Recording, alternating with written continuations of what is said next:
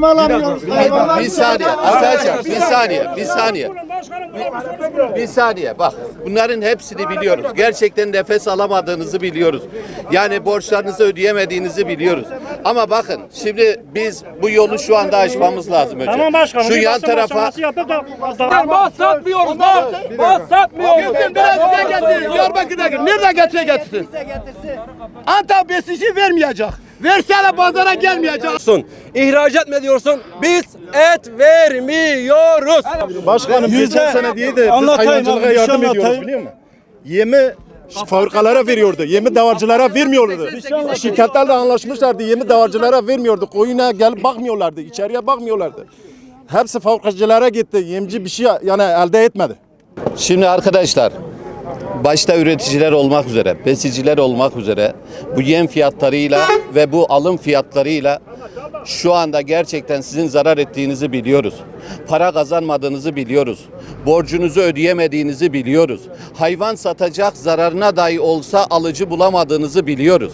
Ama bakın, bunun çözümü yol kapatmak değildir.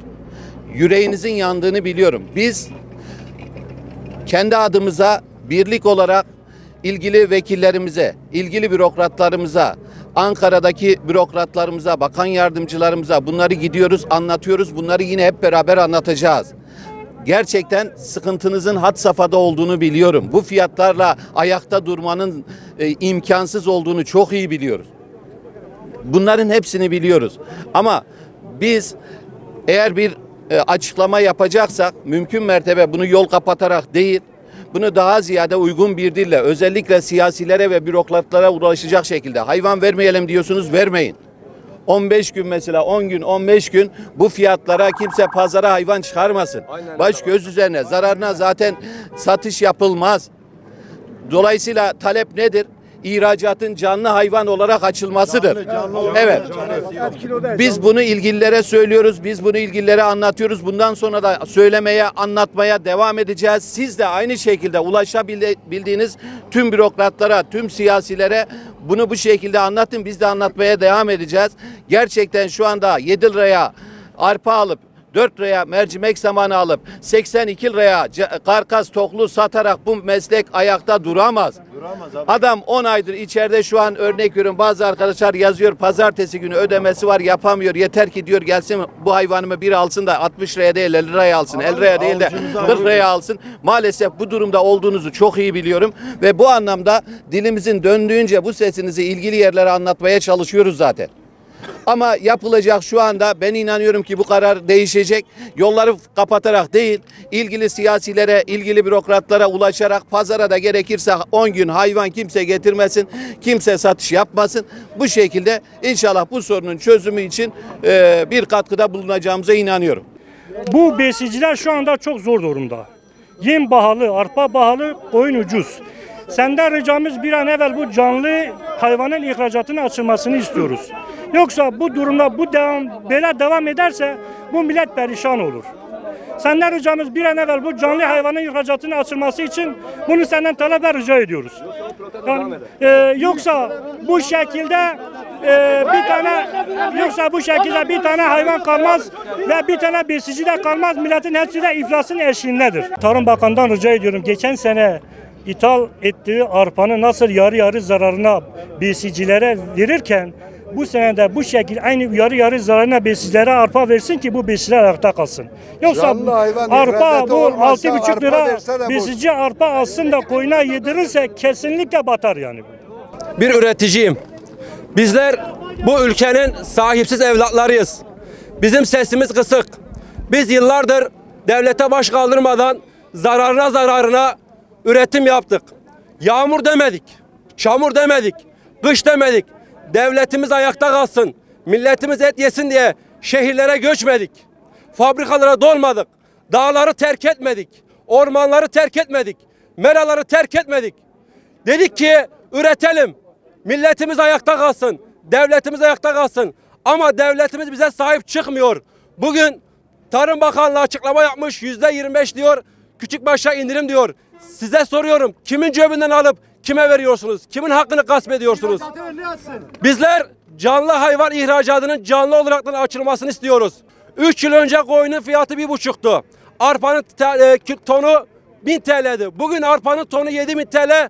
3 yıl önceki koyunun fiyatı yine 1500 TL. Peki soruyorum, her şey %100 kat gelmişken bizler hala evini geçindiren bizler neden hala fiyatlarımız yerinde sayıyor? Neden bizler kalkınamıyoruz? Sizden sadaka istemiyoruz. Sizden acızamıyoruz. Sizden hakkımız olan istiyoruz. Yaptığımız protestoyla ilgili 1700 liralık arpayı 7000 liraya yediriyoruz. Bu ekonomi şartlarda koyunun Türkiye'de çok olması, 50-52 milyon koyun var. Türkiye bunu kaldıramıyor. İhracata dayalı hem üretici hem besici ihracata dayalı bu işi yapıyor. Canlı hayvan ihracatının açılmasını talep ediyoruz. Canlı hayvan ihracatı açılmadan geri 2009 yılına döner, küçükbaş hayvan komple Türkiye'de biter. 2009'u düşünerek bu canlı hayvan ihracatının derhal açılmasını talep ediyoruz. Sesimize kulak versinler. 1700 liralık arpayı şu anda 6,5'a yediriyoruz. Geçen sene 30 bine sattığımız hayvanı 40 liraya veriyoruz. Türkiye'de her şey %300 kalkmış. Bizimki bırak %300 kalkmayı, %100 kalkmamış. Arpa da %200 kalkmış. Sayın Cumhurbaşkanımızda, Sayın Tarım Bakanımızda ricamız derhal canlı hayvan ihracatının açılmasını talep ediyoruz. Yalnız kararlar alıyor, halka günlük 150 tane yeğilmeyecek koyunları alıyor. Halka fakir fukaraya yedirmek için bu piyasayı yansıtmıyor. Halkı da yansıtmıyor. Biz 73 liraya şu anda zincir marketlere et veriyoruz. Onlar 170 milyona marketlerde et satıyorlar. Bu hangi adalet kabul eder? Üretiyor, bir sene çamur, yağmur demeden bunu üretiyor. Komple maliyetinden 73 liraya şu anda zincir marketler alıyor, 170 liraya veriyor. Bizde en azından bunu 110 bin liraya Kafkas et alması lazım. Bizim ayakta kalmamız için. Efendim şu an biz koyunu alıyoruz 40 liraya. Biz bunu yedirdiğimiz yem fiyatları aylık 500-600 lira zarara giriyoruz. Bizim yedirdiğimiz yer fiyatları şu an sattığımız canlı kilo ya da et bu birbirini karşılamıyor. 2 koyun ayda zarar ettiği 600 lira. Bu fiyatlara kesinlikle biz mal satamıyoruz, batarız. Battık zaten. Bu el atmazsa batacağız. Canlı fiyatı belli bir fiyatta olacak ki yediği yemiyle aldığı kilo karşılasın. Birbirini karşılamıyor bu iki. En fazla ucuz et yiyeceği bir sene olur. İkinci sene yine ithalata maruz kalır. O zaman da hayvan bulamaz. Hayvan bulamaz. Herkes gelip satıyor, herkes gelip atıyor. Ne olacak? En fazla yiyeceği bir senedir. Bu seçim çalışması için bunu yapıyorsa biz bunun günah keçisi olmak istemiyoruz. Ağrılıyım, besiciyim. Üniversiteyi bırakmış gelmiş besicilik yapıyorum. Ama şu an ülkenin besiciye verdiği değer hiç sıfır abi. Yani şöyle bir şey, bizim ülkemizde bu tür şeyleri yönlendiren Tarım Bakanlığı önde. Sen buna yön verirken bir zahmet et, gel burada besicinin durumunu pazarda bir gör. Ondan sonra git %50 zam indirim yap. İçim acımaz. Ama oturduğun yerde %25 indirim deme. %25 indirim mi yapacaksın ete? Gel o zaman yeme de %20 indirim yap. Yok. Ona %20 zam, buna %20 indirim. İyi de sen bir tarafı kalkındırırken bir tarafı batırıyorsun. Bunu kimden alıyorsun? Yani millet tamam ben de istiyorum ucuz et yesin. O zaman yemeğe indirim yap, samana indirim yap. Millete bir teşvik ver. Hiçbiri yok abi. Bir tarafı kalkındırıyor, bir tarafı eziyor. Bu şekil olsaydı zaten ülke bugün bu halde olmazdı. Sen bugün ülkeyi yanlış politikalarla bitiriyorsun abi ve bunda da ısrarcısın. Aynı şekilde devam ediyorsun. Nereye kadar? Bir sene sonra bu ülkede kimse besicilik yapmaz. Yapan zaten eşektir ya, niye yapsın? Yani ben %300 zamla yem alayım, geleyim 3 sene önceki fiyata et vereyim. Sen bakma marketlerde şu an et 150 milyon. Burada 70 liraya alıyorlar. O zaman marketin önüne geç kardeşim. Sen marketçiye kazandırıyorsun, herkese kazandırıyorsun. Burada bir üretici besicinin var mı durumu? Yok. Gelip bakma tenezzülünde bulunuyor musun? Yok. Niye? Koku mu sinecek üstüne? Bu ülkenin Tarım Bakanıysan, Tarım Bakanıysan zahmet edeceksin, gideceksin.